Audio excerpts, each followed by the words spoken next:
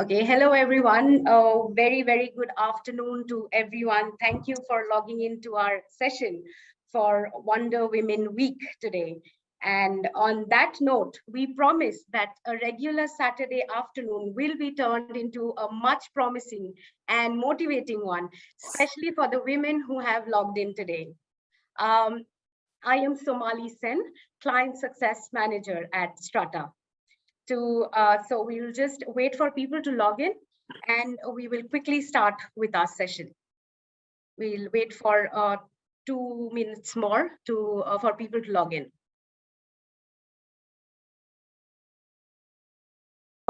Perfect. Thank you so much and very good afternoon. Hello, everyone. Hello, Mehak. How are you? I am good. How are you? I'm good. I'm good. Thank you. Good background, I must say. Thank you. Thank you so much. That's Chakli art for everyone. Wow. Okay, let's start. So we are, like we all know, we are gathered here for the Wonder Women Week, which is hosted by Strata. So to tell you a little bit about Strata and what we do, Strata is India's premier platform for investing in grade A real estate, commercial real estate. We are completely online and technologically driven and data driven. We believe in creating transparent, accessible, and liquidity in the investment world of real estate. Today, as we gather here for Wonder Women Week, this is a program that we had started last year, and we were able to reach out to over 2 million people, 2 million women across, and create awareness among them about we basically believe in celebrating women, celebrating their journeys and their successes and how they motivate each other to grow up in life. So to do that, to do the same thing and do this year as well, and even at a larger scale, we have the amazing panelists who have joined with us today. We have four amazing ladies whom we call as the Wonder Women, and I'll just welcome all four of y'all. To everyone, to the audience, the panelists for today, we have Ms. Poornima Mathan, who is the Vice President Marketing and Communication at RMZ Corp. We have Ms. Shruti Agarwal, the co-founder of CAGR Funds and CAGR Wealth. We have Mehak Purohit, who is the founder and the creative director at Chakli Art, like rightfully her background says. And we have our very own leading lady, Ms. Priyanka Rathore, who is the co-founder of Strata. Welcome all of you. Thank you so much for being a part of our panel today.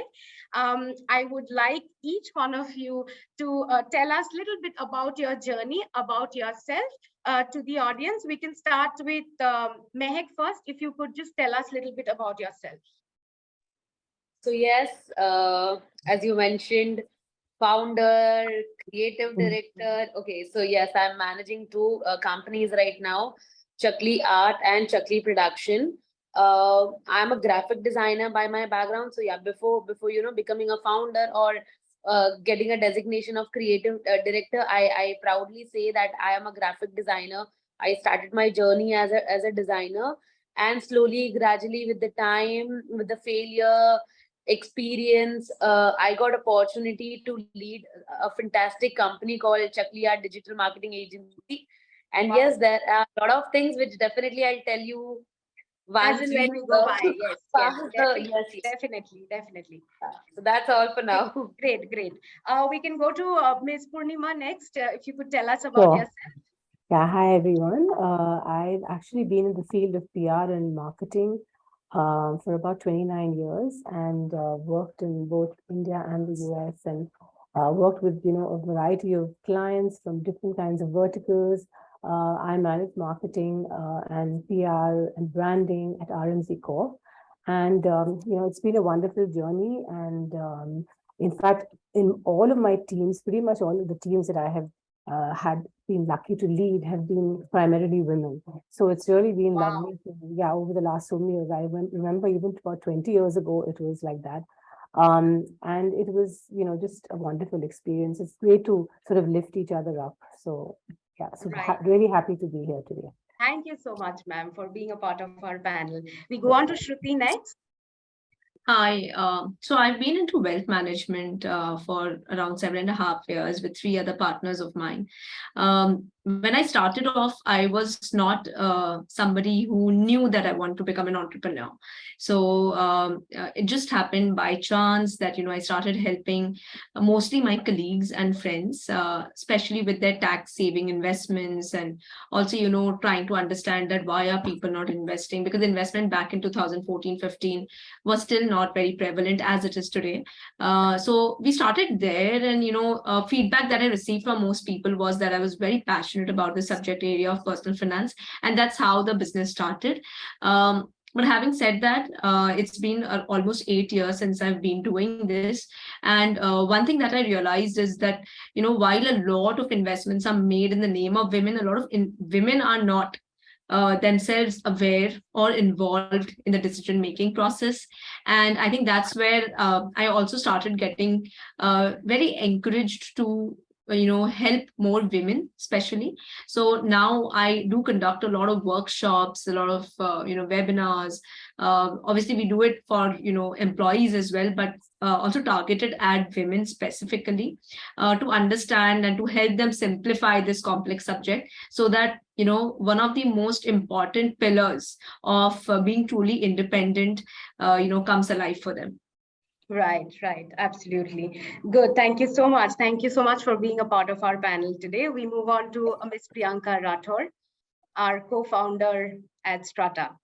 Good afternoon to the audience and the panelists. I had started my journey with investments. Used to work in an H1 company in Hyderabad. That's where I think my whole investments thing started. Definitely after that, I got an opportunity to work at a leading co-working space called WeWork. Definitely that's where my real estate thing started. And Strata is basically a combination of both real estate and investments, where we do sell commercial real estate. As Shruti, I also never envisaged that I would, walk on the path of entrepreneurship. I always thought I wanted to work. I always thought I would get into like a corporate working culture, etc. But I think destiny had something else for me, and hence here I am, leading a company and running a company of my own. Great, Priyanka. So moving on to my next question. My next question is to Shruti and to Mehak. You guys have built a brand of your own, built a company of your own. So we would want to know and like to know about the challenges, the difficulties that you faced. I'm sure there has been a number of hurdles that came your way, and especially as a woman. So if you could tell us, the audience, the kind of problems and difficulties that one had to, I mean, you guys had to go through while bringing up your brand. We can start with Shruti first. Yeah, sure. So when I first started, I think one thing that I realized was that, not a lot of women are in the field of money and finance. So, if you are somebody who is into anything which is more technical or slightly more complex, which people perceive as complex, what usually happens is if you are, meeting a big, they might feel that, they might judge you. So there's a lot of misperception amongst people in terms of, that women are not people who understand money that well. That was something that I saw initially. Of course, there were ways that I mitigated that challenge, but that perception still stays true, because when I talk to a lot of women in finance, I do see that a lot of those women are, still, facing that, that myth that's there in the society. The other challenge that I continue to face as a woman is that the way things are structured in our society, women has to partake different kinds of responsibilities. I'm a mother of a toddler, so there are days I have to prioritize being with my daughter. There are days I need to operate more as a founder. There are days I need to manage families. And as a woman, I think it's more challenging for women who are working to manage well on all fronts as compared to probably men, because as founders, co-founders, people who are even in the service domain, to stand at equal footing, to demand equal pay, to demand equal respect from the industry and the society, it gets slightly more challenging to, take out time out of the same 24 hours that everybody gets for everything else. I think that's a common problem with which a lot of women face. And that's a challenge that we continue to face. And I think the only solution to that is that we need to figure out ways to become more productive, and also balance out and different things, and also understand that we cannot make everybody happy, and it's we need to structure and prioritize our schedules in a manner that works for us. So I think that's the way I deal with it. True. I think all of us will agree to that women have time constraints. We do have to go back home and start our second shift. That is something I of course, men, I mean, we cannot blame in the Women's Day celebration. They are also a part of any successful women's journey. But definitely the dual shift that you just mentioned that you do, or any of the women that they do, it is time constraining. Yes, Mehak, what do you have to say about your difficulties and challenges that you face while bringing? Here, I guess I would like to copy paste Shruti's entire conversation, that yeah, we are facing this on a daily basis, but the most challenging, I'll say, coming from a typical Marwadi family, and because where you can see normally in our community or caste, when you become 21 or 22, your family, everybody start marriage. Yes, And absolutely. the challenge was to convince my parents first, and to the entire society and community, saying that no, I am not ready for the marriage, and I want to study, I want to start my own. So I am the first woman from my entire community who started her own business. So I think most challenging was to coming from a typical Marwadi family background, and convincing everyone. Here you're not fighting with one, you are fighting with your own family, with your own community. That's most difficult. Right. That is Yes, very true. Yes. So I understand that we do have a lot of diversified people around, and where we understand that when you come from certain community, you have the pressure of being something that they expect you to be. Marriage at 2023, having a kid, running a family, and that might come on your way while you're trying to build a career of your own, which is challenging. Exactly. There is Gungat Pratha still going on. There is Gungat Pratha which my mother followed, my grandmother followed. And to change, coming from that, and you need to change something. You're coming first, you need to come out of that Gungat and you do something by your own, and that also business. Yes, I think that was challenging, but slowly, gradually, seeing our journey, seeing my sister's journey, especially my mother, she supported us a lot. Seeing our journey now, a lot of people, sending their the children's to for job and all that. So a lot of changes have started after they have seen our journey, they have seen our growth. So yeah, it was challenging, but it was like a hula loop for me. Great job done. We are all very, very proud of you, Mehak. And I'm sure your entire Marwari community as well. Great. So my next question is to Poornima and Priyanka. So basically, you guys have come from a great, experience, corporate experience. So having so many years of experience, and in this whole process of knowing, learning things and unlearning things, what exactly do you feel is one advice, or one thing you wish you had known before that would have helped you in this journey of yours? We can start with Poornima. Okay, so are you saying in terms of the business or as a woman per se? In terms of business, as well as in terms of being a successful woman today. Okay, so I think in terms of business, I think the whole, the field that I am in marketing and also in real estate, I think we've come a long, long way. In the past, even in terms of being, in seniority in companies, yes, as Shruti and Mehak said, it has, they have done some really path-breaking things. There have been a lot of breakthroughs. women are definitely looked upon. I think it's improving, though of course there are sectors in the country where where we need to improve much more. But in terms of real estate, I feel, because there's a standard thing that, oh, there are no women in real estate, there are no senior women in real estate. But I think that's changing a lot. In my company, I mean, all the women, I mean, like for example, our whole design team is made up of women. Yeah, designers, architects, everyone is a women. A lot of senior women in the company. So I think that's been a great improvement.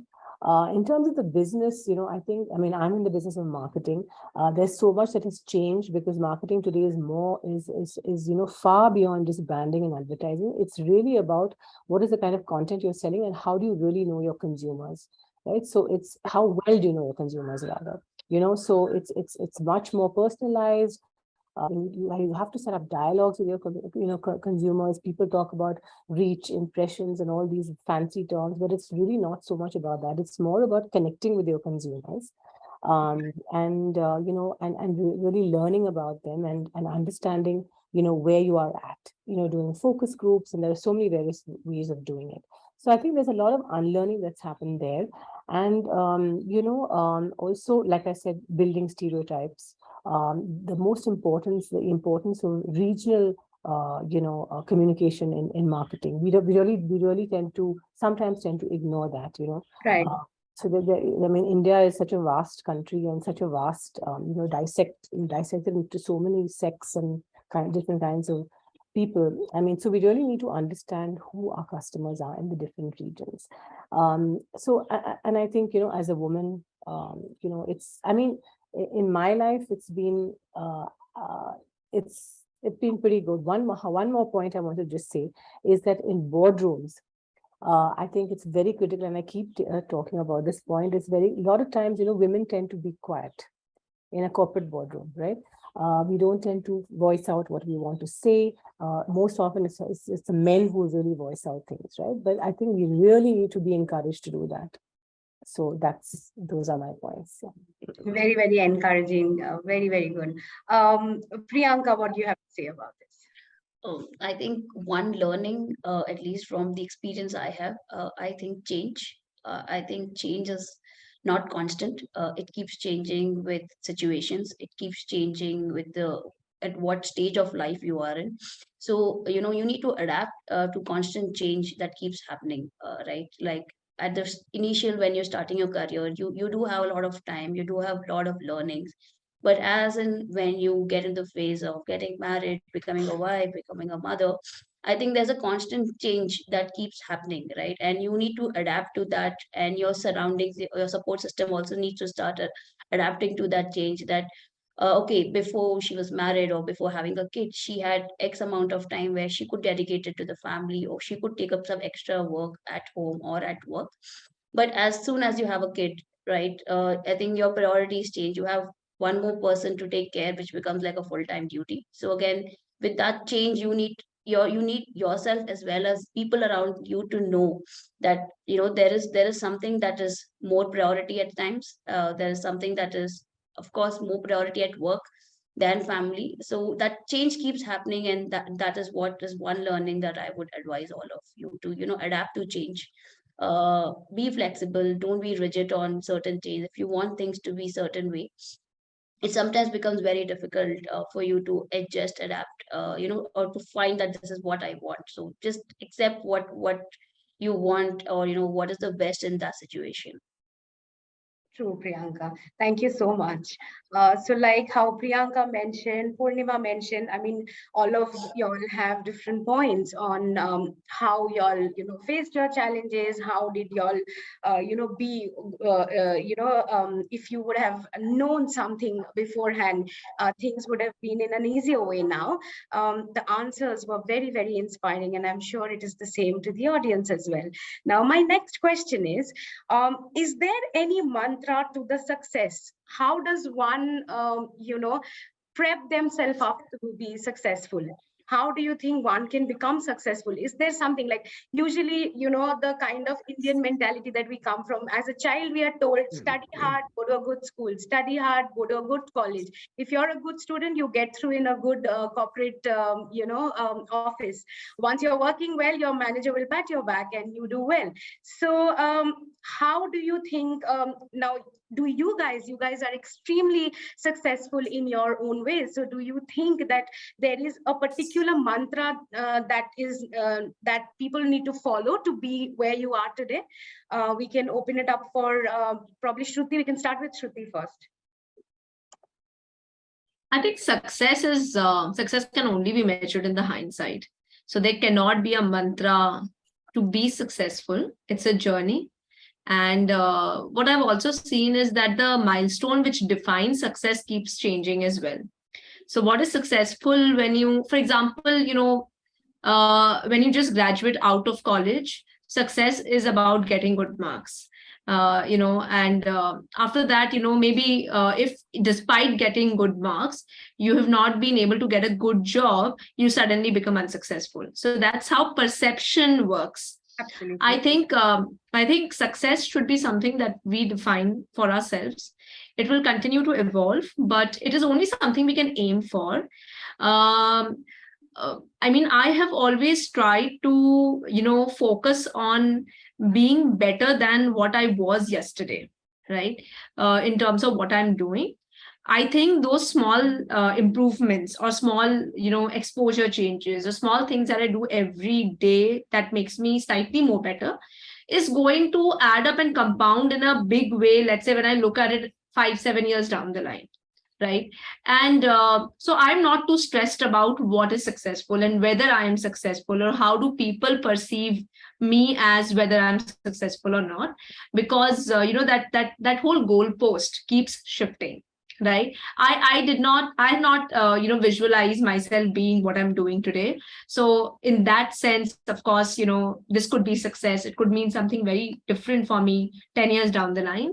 And I think we as a society need to really start, taking it easy. That not everybody needs to be absolutely successful. We need to be very happy and satisfied doing what we are, and we need to be independent. So independence is very, very important, but that does not necessarily need to translate into success the way everybody else sees it. True. I completely agree with you. What is your take, Poornima, on this? I think that was really very well said by Shruti. I think, there is, success should be something that's very personal. You're not trying to prove to anybody, right? It should not be that way. You're not trying to prove to the external audience. You should just prove it to yourself. Right. And success is, to me, is little milestones. It's not that, oh, I want to be this in 5 years' time. No. What does that success mean to you as a person? Right. So, for example, maybe I'll say today or over the next week, I will just do a couple of these things for myself. If I'm a little hesitant to do certain things, then I should try and take that risk and do it, right? And prove it to myself. I'm not proving it to anybody else, right? So and also, right, so one is of course taking risks. If one wants to make a difference and a contribution in some way in your work sphere, do that. So I don't do it regularly, which I should be, but I always tell myself, put a few milestones which you want to achieve over the next month. And they can be like really small. They don't have to be big at all, but only you know about that, right? So, and like Shruti said, I think success is too overhyped. End of the day, it's about what you make as yourself as an individual. It's not really about what you achieve so much. It's also about you as a person, right? What have you achieved, or what have you become, rather? I think that's what matters to me. Very well said. We will move on to Priyanka. What do you have to say in this? To add on to what Poornima and Shruti has told, right? Like even a productive day could add to your success. Like the amount of happiness or the pride you get at the end of the day that, oh, I had done X number of works, I finished my household work, I have finished my office work, and I think even that adds to the success.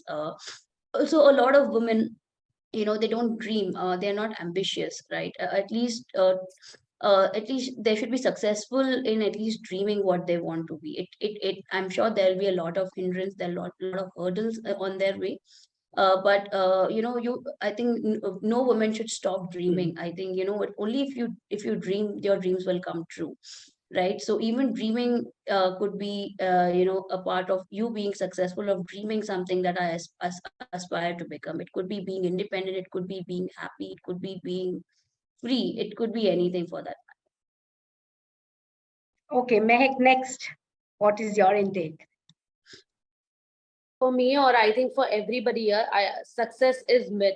What is real, what I have faced, or being, it's been 11 years, I can see that, a lot of times when you achieve something, or when I receive award, people say, oh, this is like big one, and you should feel satisfied. But I tell you, success is just a myth. What matter is a small motivation, or a small inspiring thing to me. I think that is, or maybe milestone. Let's say, this is for all individual. What I face, if I'm creating something and it's getting approved in one go from my client, I feel that, okay, this is success for me. So the small milestone, I believe that that is success for me, not doing a bigger thing. So success is always been a myth for me, because every time when I, or when anybody achieves something, immediately we change the goal, and we see something else as a goal, or maybe as a success point. What I am doing is struggle. So I feel that's the best part. I would say that struggle is something which is super real for me. And if I'm struggling for something very hard, and if I'm getting that, when it's a smaller thing, I get satisfaction and I sleep that night peacefully. So that is what success for me. And mantra here, I'll say, I always, this mantra actually I implement on myself, saying that if you'll miss a call, you will miss opportunity. So yes, I believe in that. I like to, because being in a client servicing industry, being in a marketing industry, or a digital marketer, something which we often miss the calls, because we have a schedule line, or maybe the our life have become so busy nowadays. But one thing I tell everybody, and most important, I implement on myself, that never miss a call. You never know from where you'll get call, and you'll get work opportunity, or maybe good opportunities in professional and personal life. So yes. True. Thank you so much. Like all of y'all mentioned, success is something which is very, very relative, and it should not get into someone's head so much that you cannot act upon it. It should be small milestones which should be followed by keeping regular goals in life. Now, my next question is in and around what Shruti already mentioned in the previous question, is women being financially abled, financially independent. That is the need of the hour now. So what do you think, what do you think about that? How important is being financially independent?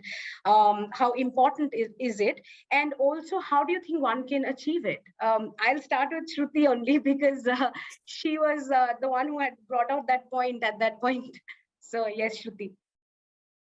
Yeah, I think it's inevitable, Shumali. See, as women, we are talking so much about, equality, and I mean, opportunities, and all of those things, right? But I think, as long as the way we have grown up, and like Mehak, I too belong to a, Marwari family and that community. And the way we have been grown up, the conditioning, by the society is such that it's okay to, get married and know that bulk of the responsibilities will be taken care of by the husband and his family, right? It's okay if you want to quit your job. It's okay if you want to, do something of your own. And even if that's not working out pretty well for you, right? A lot of people in my community, as well as places that I've been to, and I've seen a lot of girls who were seemingly very, very smart and sharp, and they were in school and college. They got married in families where service in a corporate was not allowed because they got married in business family, so it was kind of not given due respect, but they were allowed to start something of their own. And a lot of them then just because they needed that 4 or 5 hours of engagement, they did something of their own. But I feel that there's so much of potential that is just unutilized in the economy. Our economy, our GDP could have been so different if women would have been encouraged. And when you were talking about success, and when Poornima was talking, and when Priyanka was talking as well, I was thinking that I think success is a bigger battle for men in our society. Right? If men have to quit and want to take a 6-month paternity leave, sorry, I think most of the family would be like, this cannot be done. But women, if they want to extend their maternity leave, nobody really tells them ki beta mat karo. Right? They are like, yes, you should, take care of your child. It's okay if you don't go to office, we don't join back, kuch aur mil jayega, koi baat nahi. Right? So I think it's a conditioning thing. So while women now are taking their stand, moving forward, success is a bigger problem for men, I feel, not for us. And financial independence is, I think, where we need to take charge, because nobody in the family, nobody in the society is going to tell you how important it is. But you talk to people who have retired, and people who had setups where the mother was a homemaker, the father was the primary breadwinner, and if those families haven't ended up financially very, very comfortable as they would have wanted to, a lot of those wives are absolutely unsatisfied, right? A lot of these wives who lose their husbands, I mean, we saw that so much during COVID. Women were the most vulnerable and helpless because somebody in their family, they didn't know how many bank accounts they had. I mean, like, I lost my father in COVID, and my mother wasn't aware that how many bank accounts we had and where all was money deposited. And I mean, thanks to the fact that we were there to handle things, but in a lot of families that's not the case. So awareness, more than it is possible that women don't find themselves competent enough to handle investment decisions. That's all right, but to be involved, aware, and be a part of that journey is the first step that everyone needs to take, irrespective of whether they are working or not working. For working women, it's good to have some aspirations around wealth. It gives you the freedom to make choices in life. And that's where financial independence comes from, because no form of independence is going to be truly independent. If you are dependent on implementing anything, you're dependent for money on anybody else. Right? If you need a car, but you know that you can't afford a car, and then you have to depend on your in-laws, your husband for that, then that you are not truly independent. And to reach that stage is always good. It's a bonus addition. It might be working out really well in the family, everything. But the fact that you have your own wealth and you know what that number stands for you, is just going to add so much value to your own life. Yes, so I think it's inevitable. Confidence, yeah. So that's what I mean. It all adds up. You connect the dots and adds up, and I think it just adds value to the entire family. It also puts a great example for kids. How they, I mean, at least we can start changing that conditioning for our kids, right? And women at home also need to be vocal about the fact that these things are important to them. So I think that's how the mindset change will start to happen. True. Absolutely. I completely agree. Very, very well said. We go on to Priyanka. What is your take on this? I think Shruti has summed it really well.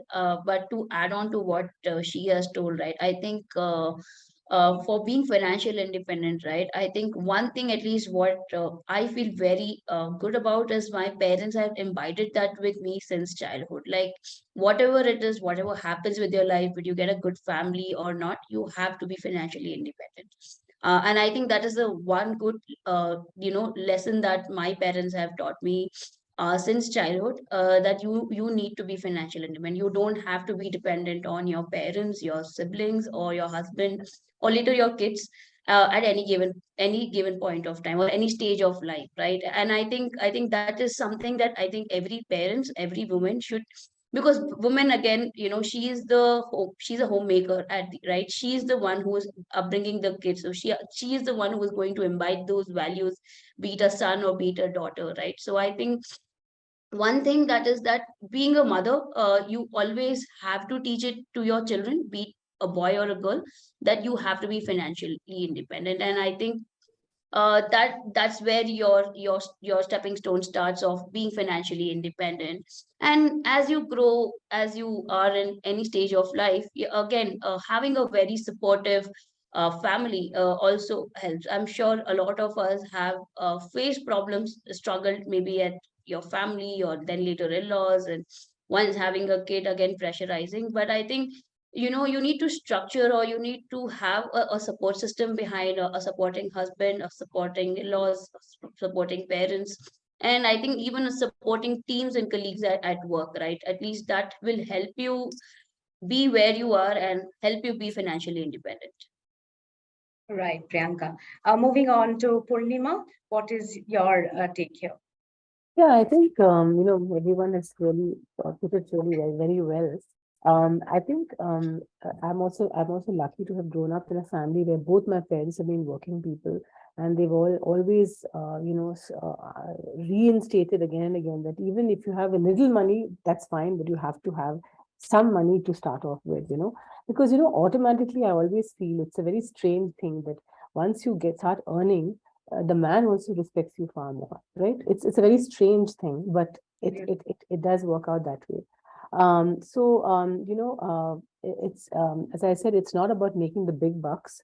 It's even if you have a little bit, at least you can stand on your own feet, and I think the other thing is also, as we've evolved, I think it's important to just think about it quietly and say, what are your life goals over the next, even if it's just 1 year. Don't make it 10 years or 5 years, but even if it's 1 year, what are your life goals? What do you want to achieve? A lot of us say we want to be this or we want to do this, but actually, if you really sit down and write it out and jot it down, you really get some clarity, right? And I try to do that sometimes, but I think it's a good practice. And of course, I always think, I mean, it's a nice thing to have put an emergency fund, for example. Okay, always, it's nice to have that thing that you can dive into in case there's some big a catastrophe or whatever. Also, risk taking. I think it's very important to, do something different.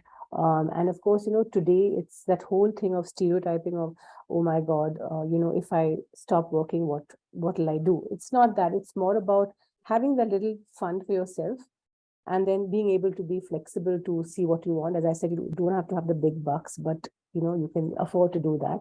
And also financial planning. I think it's really important because a lot of us, I didn't, I mean, I'm really still very bad at it. I don't know how to plan. It's good to have a knowledge of some kind of, have some kind, be knowledgeable about finance in a very basic way, at least in terms of your investments, what you're doing, where is everything being put into, so it's nice to be, and then even your partner has respect for you when it comes to that. So yeah, that's my True, completely agree to that. Mehak, what is your take? Again, so yes, Priyanka and Shruti have covered all the points which I feel, but the one thing again I'll add up here, that I've seen dependency in my family, or maybe I'm surrounded with a lot of women, and I've seen that what dependency is mean, or I've seen my mother also being a dependent on family, or maybe on my father, or on the entire family. She taught me only one thing. I remember her line, that why, or I can say why I am financially independent today, or why I started my own business, or I've done something by my own. I just remember one line by my mother. She said, "Agar life ऐसी नहीं करनी हो, तो अपने पैरों पे खड़े हो जाओ." I know the description, the meaning, what she meant by life ऐसी नहीं करनी हो, तो अपने पैरों पे खड़े हो जाओ. And that line will be, it's there in my head, in my heart, and I'm just following that. Yes, I want to make changes in her life and in my life, and a million or maybe trillion people who are connected with me, or connected with Chakli art. So yes, for that one line I'm working hard, and I know how important financially independency is, because financial independent nahi hoti to I guess life mein itne changes nahi aate. So it's all this example. I tell you, I'm not that experienced that I advise other people. All this small things right now I am implementing on myself. True, true. Very true, Mehak. I mean, very, very motivating and a lot of takeaways for all of us in the audience. All the points, like you said, how your mom said, ye nahi karna hai to kuch aur karo. And, how Poornima said that coming from a male dominating sector in, real estate, standing there and having a team filled with women now, it's a long way. Similarly with Shruti as well, how she said that when her dad passed away and how auntie managed it was a lesson for her. And that kind of, we have warriors at home as well, who teach us lesson each and every day. I mean, those are amazing and very, very very, very inspiring, as Priyanka also mentioned. Thank you so much. But we have a few questions from the audience who've asked you. You guys can pick it up, whoever wants to answer. So I'll just open up the questions that we have from audience here. What do you do when you take a break from your work?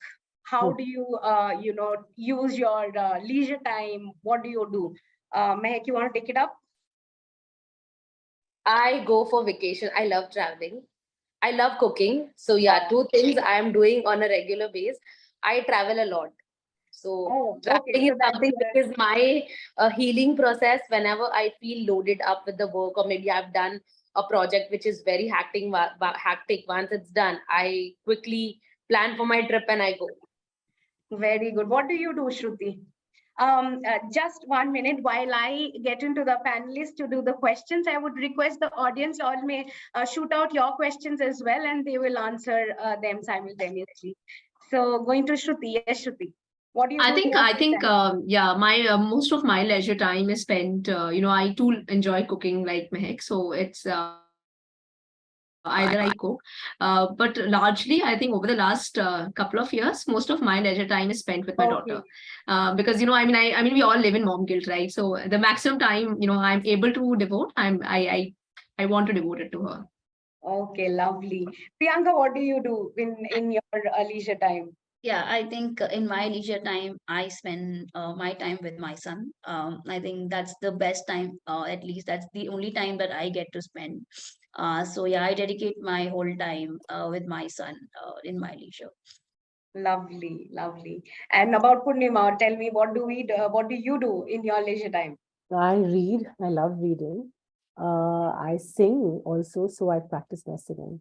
Oh, lovely. Good, good, good. So our next question from the audience today is, what kind of investment should a woman make for her personal and professional growth? Anyone, Poornima, you want to take up that question and answer? What kind of investment should a woman take and for her personal and professional growth? So I think personal, I think it's very, very important to upskill.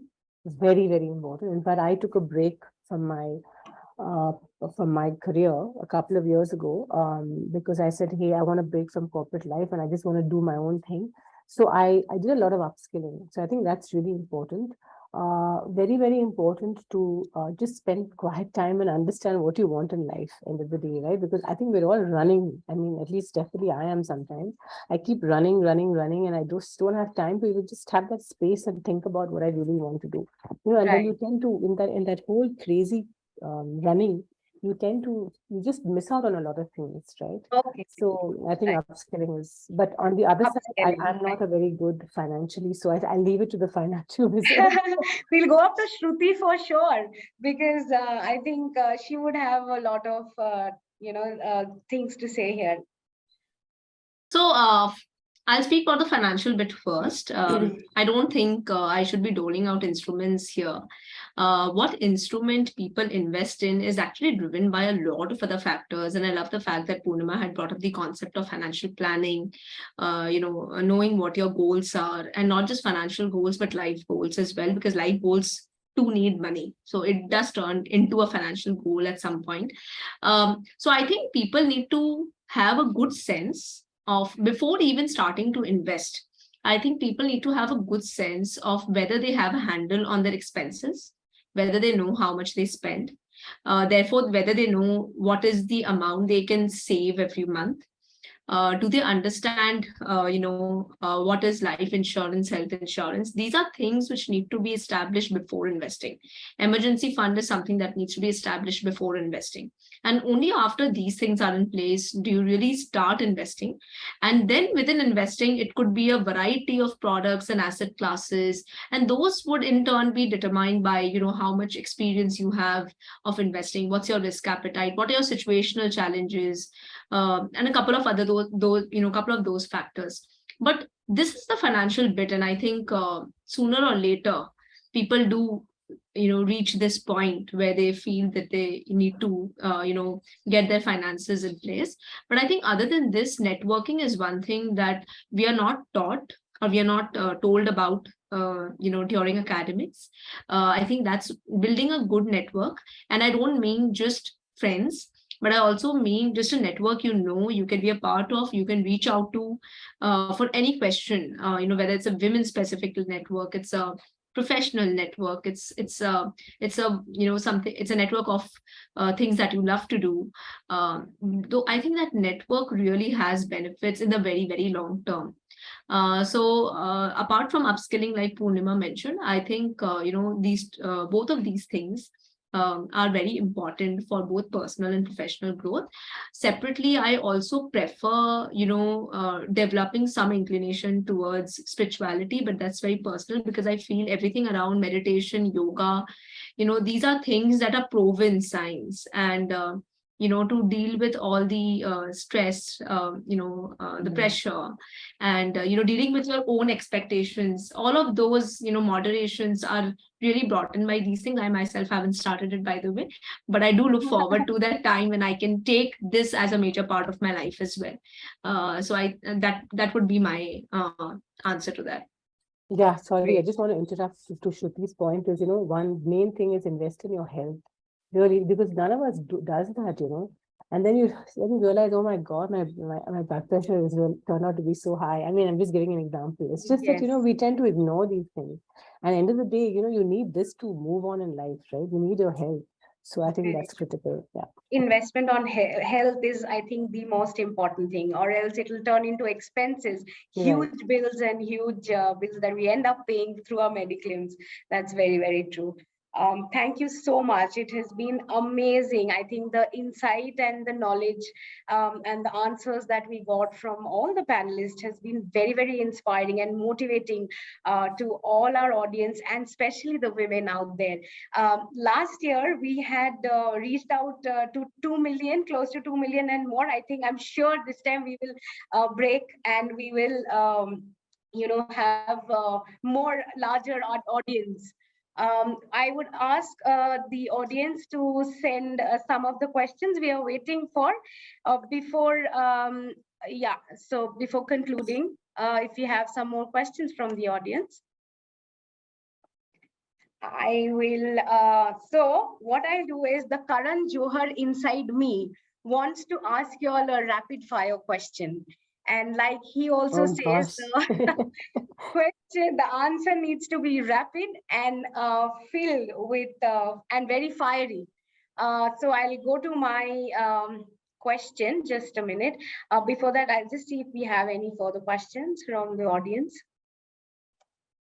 Yeah, so there's one question to Shruti. It says, while joining a family business, how does one manage to break the stereotype that, oh, she is a leader, how will she do at leadership role, because she is someone's wife, she is someone's daughter, someone's sister, despite of doing all the hardship to prove themselves. So I just typed in the answer. I said even the actors are not able to deal with the problem of nepotism, right? So it's a difficult one, but I think it takes time. It's very important to carve out your own identity. Not talk about those associations, the power associations, when you go for client meetings or when you introduce yourself. So don't mention it in your introduction deck, where you belong to, which family you belong to. Talk about your own accomplishments, your own journey. Keep it to yourself, because if those power associations are what is dragging you down, you don't need to bring it up front. And have a separate office space. Don't use the office space that's associated with the family factory or the family setup. So once you have everything separated out, and then you work hard to grow the business, it's going to take time, but gradually that thing is going to it is going to show what you are doing. I think what will add is, if whatever association you have, if they also start acknowledging that, and every time somebody tells them ki acha acha, aapne client diya hoga usko, so they need to say that no, I'm not involved in that business, she completely does it herself. And that's an image makeover thing that we need to do. And it's going to take time, and it's a journey again, but Right. there are ways to segregate yourself and build your own identity in things that you're doing. True, absolutely. So the next question is for Priyanka. Your question is, how can women invest in real estate with basic knowledge? I think reading and certain kinds of educating is definitely important when you're investing in real estate. Reason being that real estate is a little dark asset class, right? If you're going through a broker, or things are like, you don't know if the person is saying the correct price, not correct price, etc. Right? So education and having a little knowledge about it would definitely help you invest in real estate, because you need to understand what exactly is the seller or the broker is communicating to you. And yeah, your knowledge is, you need to, if you are interested in investing in real estate, I think you need to start having this basic knowledge about, say, a simple thing like what is rent per square feet, or what is a square feet, how does that impact, when you're buying, selling, renting, etc. So basic knowledge about it would definitely give you a kickstart to invest in real estate. Thank you, Priyanka. So Our Shomali, last- before you move forward, I have another session, so I'll need to drop off. But I would really want to thank Strata for inviting us all over.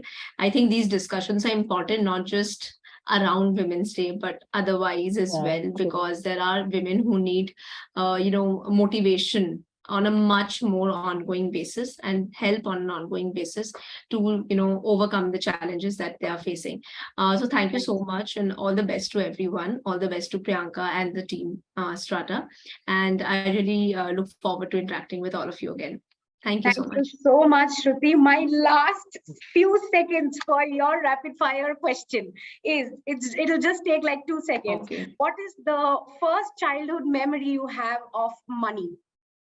Oh, I think it has always been about, having a piggy bank and, putting things into it. I think one thing that my parents used to tell me very early on is that, you can buy things with your own piggy bank money. So they used to tell me that I mean, they didn't teach me so much about compounding at that point, but what they taught me is the art of, delaying gratification. So I think that's associated with money, and it's a very simple thing. I think most people have experienced that, but that's the first, if the most immediate, not the first, but the most immediate thought that will come about money from my childhood. Is the piggy bank. Thank you so much for joining with us.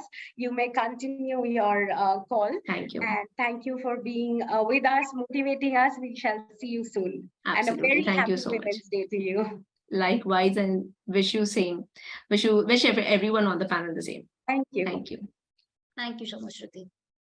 Okay, moving on to my question, rapid fire question, but it isn't that rapid now because I'm sure you guys are prepared with the answers. I'll go to Priyanka. Priyanka, what's your first memory with money? Childhood memory with money? I think it is playing Monopoly. oh my God, I was going to say that. Yeah, because you get that unreal money where you are able to buy a house, you're able to buy a property, you're able to buy a hotel. So that was a great way. At least that way you even bond with your siblings and family. As well as it also help you, it teaches you how to strategize, how to save money, where to spend, where not to spend, and that sense of getting that extra income when someone lands up at your property, right? That money that you get, I think that's the best feeling. Right. Purnima, what's your Yeah, so one is I was going to say monopoly. That's the first thing that popped up, and of course pocket money, right? When we were younger, we got very little pocket money, but we were very, very, careful about how we spent it, right? So I mean, when I look back and say, my gosh, we tried to, with the little that we had, we tried so hard to kind of figure out what we could do with that money. So yeah. true. Absolutely true. Mehak, you've been very quiet. Tell us what's your Okay, memory? I started a very tiny business from my childhood only. When my mother used to ask me to get aloo, dhania, pudina, whenever I used to charge 5 rupees for that. So if I'm going to buy anything, I take 5 rupees on that. That is So a that's very a good small idea business I started. for the rest of us, I think. Great. Thank you so much, everyone. This brings to the end of this session. Thank you so much for taking time out from your busy schedule, Mehak, Priyanka, Poornima, and being a part of this Wonder Women Week. Like we say, you are our Wonder Women. We look upon you, we look up to you. Thank you so much for inspiring all of us out here. Thank Great. you Have so a much. Yeah. great Women's Day. I wish you all the very best in your life and career ahead. And a Thank you great so much. weekend too. Thank you. It's been a lot of fun also. Really. Thank you so much. And you've been a great moderator too. And thank you to Strata and everyone. Thank you so much for joining and sharing your thoughts. Thank you Thank so much, you. everyone. Yeah. Happy Thank you. Bye. Bye-bye. Happy Happy Women's Day. weekend. Bye-bye.